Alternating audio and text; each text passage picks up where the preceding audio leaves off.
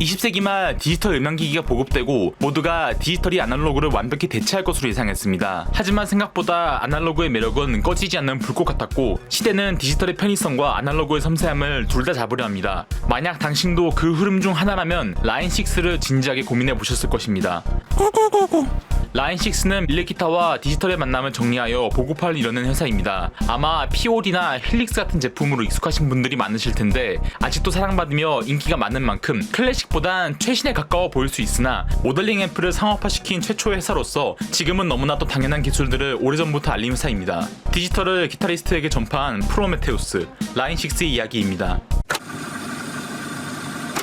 마커스 라엘과 수잔 울프는 어릴 때부터 만나 결혼까지 이어진 사이인데 라인6의 명성 때문에 기타를 좋아하는 부부였나 싶으시겠지만 의외로 이 부부가 좋아한 악기는 키보드였습니다. 이 중에서 마커스는 어릴 때부터 클래식 음악을 공부하고 키스 에머슨 같은 건반 연주자가 되고 싶어 했지만 대학에는 진학해주었으면 하는 부모의 부탁에 입학을 준비했는데 캘리포니아 주립대의 도밍게스 힐스 캠퍼스에서 리처드 번거 교수를 중심으로 전자음악 교육을 한다는 소식에 학생으로 입학했습니다. 하지만 신설인지라 교육하거나 관리할 사람은 매우 부족했고 키보드 연주는 물론 직접 수리도 해보았던 마커스는 준비된 인재였습니다.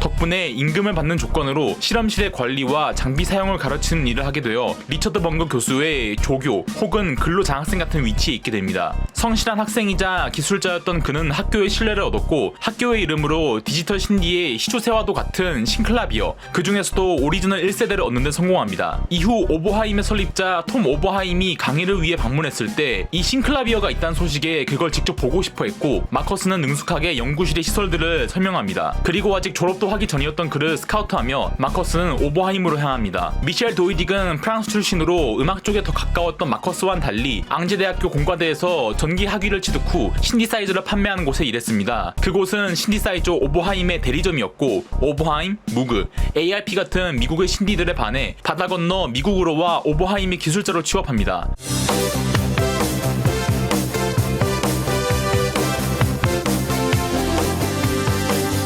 그는 매트릭스 12 같은 오버하임의 제품의 개발에 참여하며 이 회사의 황금기를 함께했고 마커스와는 금방 친구가 될 수 있었습니다. 이들은 자신의 일을 좋아했지만 설립자이자 둘의 멘토인 톰 오버하임이 채권자들과의 분쟁에 휘말립니다. 자신들이 이곳에 온 이유를 잃은 이 둘은 더 이상 이곳에 있을 수 없었습니다. 결국 함께 떠날 준비를 합니다. 그들은 패스트 포워드 디자인이라는 회사를 설립합니다. 라인6의 전신이라 할 수 있는 기업으로 처음에는 음향기기 등의 개발 컨설팅 위주의 R&D 기업이었고 알레시스의 에이닥 같은 수많은 제품을 개발했지만 이들은 자신들의 기술이 기타리스트들에게 필요하지 않을까라는 생각을 합니다. 90년대가 될수록 디지털 기술의 보급화는 대량 생산과 저렴한 가격 등의 이점을 키웠습니다. 그리고 일렉기타의 앰프는 아날로그 방식의 섬세함을 얻기 위해 편의성 등 여러 가지를 포기해야 했는데 마커스와 미셸에겐 미개척지와 같아 보였습니다. 그들은 디지털 앰프를 출시하고자 했지만 만약 이를 공개적으로 진행한다면 디지털 연구 중이라는 소식에 경쟁자들이 모방하려 하거나 위탁 계약을 맺은 다른 회사들이 협력이 아닌 경쟁의 눈으로 보고 계약이 파기될 위험이 있었습니다. 그렇기에 그들은 이 계획을 비밀리에 진행하고자 했습니다. 원래 이들의 회사에 있는 전화회선은 5개뿐이었습니다. 그리고 이 프로젝트를 위해 그들은 6번 회선, 영어로 라인6라는 코드네임을 정합니다. 마치 나폴리탄 괴담처럼 이 회사에 6번의 회선은 없었기에 만약 6번 회선이 사내에서 언급된다면 연구원들은 비밀 요원처럼 제품들을 은폐했습니다. 이 비밀 작전은 1996년 최초의 디지털 모델링 앰프로 알려진 엑시스 212의 개발로 이어집니다.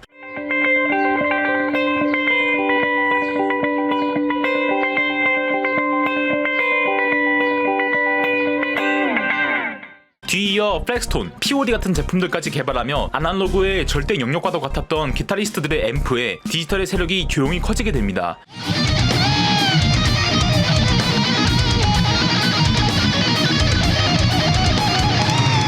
이후 이후 2013년 라인6는 야마하의 자회사가 된 것을 발표했습니다. 미셸은 야마하와 함께하는 라인6의 기술 개발에 박차를 가해 간판 스타 힐릭스 같은 제품의 탄생을 이끌었고, 마커스는 야마하 기타 그룹의 GM이 되어 암팩이 인수 등 여러 업적을 만들었습니다. 이제는 둘 다 회사를 떠나 직접적인 제품 개발 연구를 하진 않지만 많은 회사들에게 컨설턴팅을 해주는 멘토로서 꾸준히 활동 중이고, 오버하임을 인수 후 상표권을 갖고 있던 깁슨이 악기 산업에 대한 선의의 표시란 이유로 2019년 톰 오버하임에게 상표권을 돌려주자 마커스는 아내 수장과 함께 모든 것이 시작된 회사 오버하임의 부활과 OBX8의 개발에 참여한 등의 활동을 이어가는 중입니다.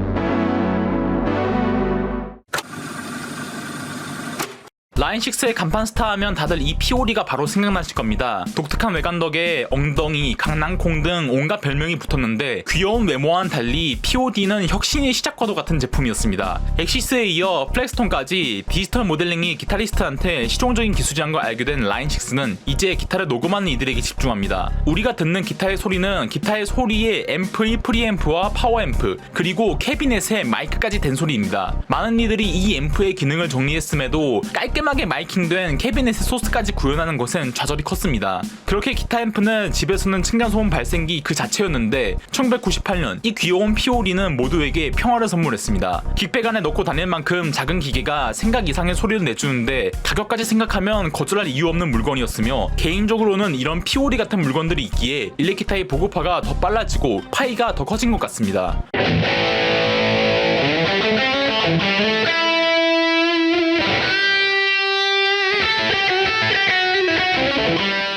라인6는 이후로도 많은 진화를 거쳤습니다. 스파이더나 DL4 등은 물론 POD의 동생이라 할 수 있는 POD HD까지, 여기까지만 해도 충분히 역사에 기록될 만한 가치가 있는 회사이지만 이들은 한 발 더 나아갔습니다. 야마하와 손잡은 이후 많은 기대를 갖는 이들이 많았습니다. 둘 다 기술력으론 절대 꿀리지 않는 회사이기에 엄청난 무언가가 나오지 않을까 했고, 기존 POD의 모델링 기술은 이미 극찬을 얻었지만 여전히 그 품질에 의구심을 품는 이들은 많았으며, 시간이 갈수록 디지털 모델링 기술을 쓴 앰프 등은 본인들만의 전유물이 아니게 되었습니다. 그들은 좀 더 세심한 뭔가를 원했습니다. 마치 진짜 앰프가 노브를 하나하나 돌리거나 피킹 세기에 따라 소리가 바뀌는 그 느낌 말입니다. 2015년 라인6 팬들은 기대를 완벽히 돌려받을 수 있게 됩니다. 현재까지도 라인6의 간판 상품이자 모두의 사랑을 받는 힐릭스 시리즈입니다.